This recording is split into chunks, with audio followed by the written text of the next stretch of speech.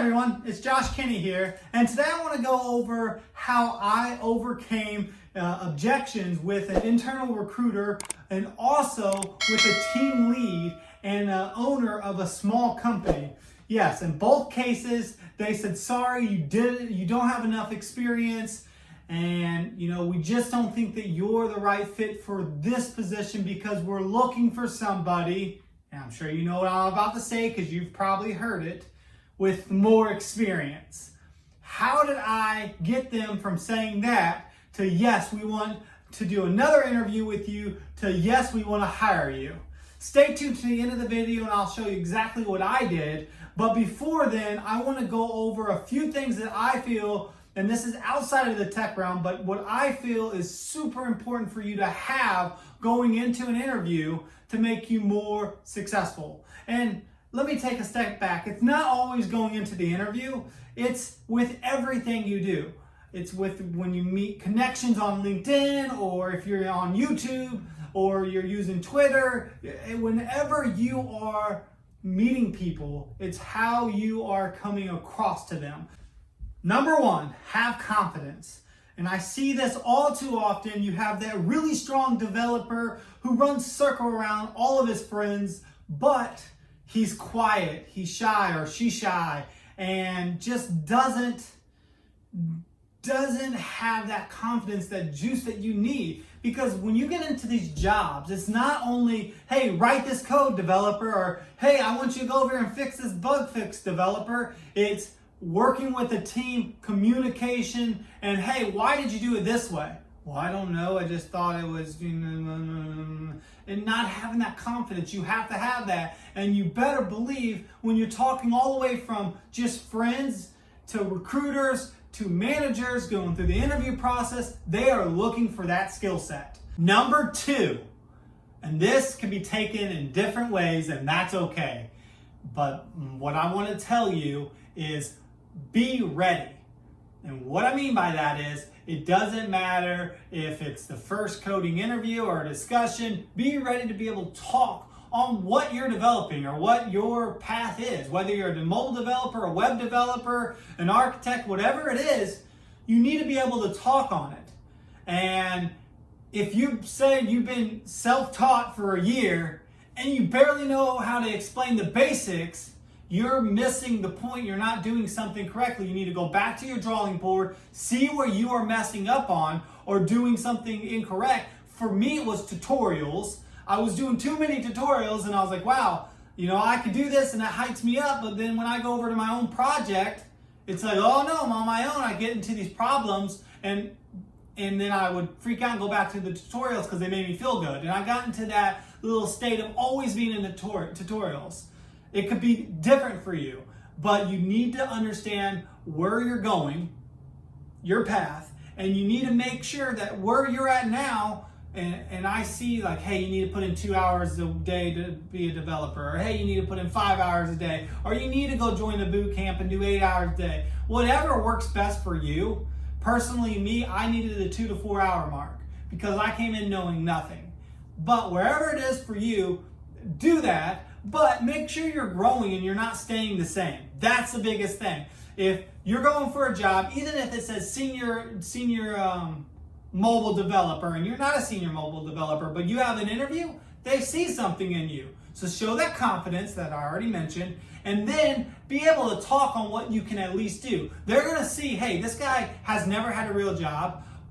This girl has had 6 months of experience. Let's ask them some questions based on what they should know in 6 months.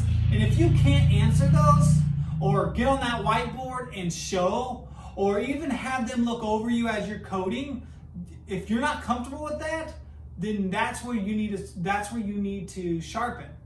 Because those are more important. I'm telling you, these companies, if they're interviewing you, and they looked at your resume, unless you flat out lied on it, they know where your skill set is, and they're still interested in you. They're still interviewing you. So you need to be able to talk to where you're at. That's the main thing I wanted to take away from that, so I'm not going in circles. Number 3, and this is the one I want to go ahead and tell you my examples of what I did in real life job interviews to get past the rejection and turn that into, okay, let's do another interview, or okay, let's hire you. Okay, and that is, are you ready? Be different, be unique. And you can take this in so many different ways. But for me, it was simply, I was talking to a recruiter in one of the situations. She was an internal recruiter for the company, and she was like, Josh, I love that you're passionate about your job. I can clearly see that you like to code, but we really are looking for, and we only have 2 recs open, and we're really needing them to be filled with senior developers, and I just know you don't have that experience. What I said was, I understand where you're coming from, but I also understand, because I was a recruiter at the time and I know the market, but this is how I was different. But I also understand the market, and for you to find US citizens who are able to actually convert, or green card holders in that case, but convert full time, okay? Because a lot of times what they're doing is they're getting contractors from different countries that come over and they're sponsoring their visa, or they're having their vendors sponsor these visas. They don't go full time. They just keep sponsoring. That costs money. If I come, oh, I'm here. I can go full time. You don't have to pay anything extra. Train me how you want to train me. You know I'm passionate. And I went down this list. And she said, wow, Josh, no one ever gives me a rebuttal. And you did. I'm going to put your resume in front of the hiring manager. 2 interviews later, I had an offer on the table. The other position was with an IT. It wasn't through the recruiter. I automatically got a phone call with, or phone interview with the lead tech of the team. And he, after discussing, he said, I really liked you, Josh, but, you're just not senior enough.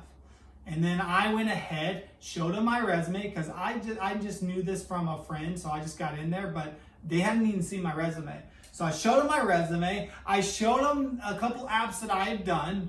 Again, personal apps, anything to make you stand out. I showed him that I was driven. So a lot of times someone says no to you. And what do? Okay, dang, that sucks. I guess I'll apply for 100 more jobs, which is fine.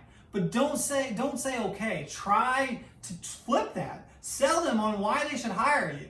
Yes, you're not a senior. You know that. But do you know this about me?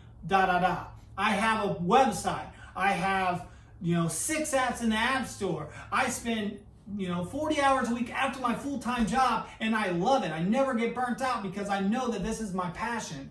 Whatever it is that sets you apart from even the senior guy that they're looking for, then make them think, I know he's not as strong as we need him to be in the code, but that's okay. We clearly can see that this guy's motivated. He'll get to that point.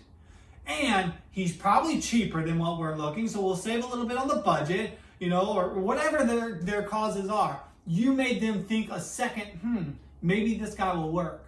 And that's all you need. Maybe it'll work for you, maybe it won't, but eventually it's going to.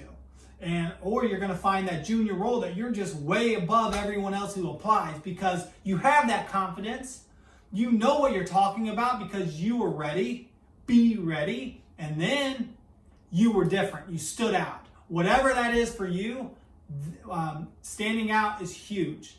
By the way, the first one that had the internal recruiter, I ended up accepting that position where I'm still at now, and I'm loving it. And I'm doing.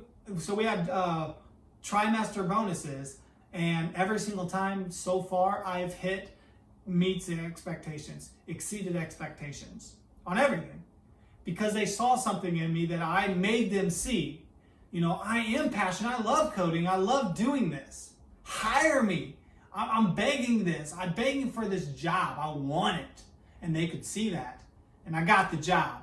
So those are the 3 things. Let's say it one more time before I end this video.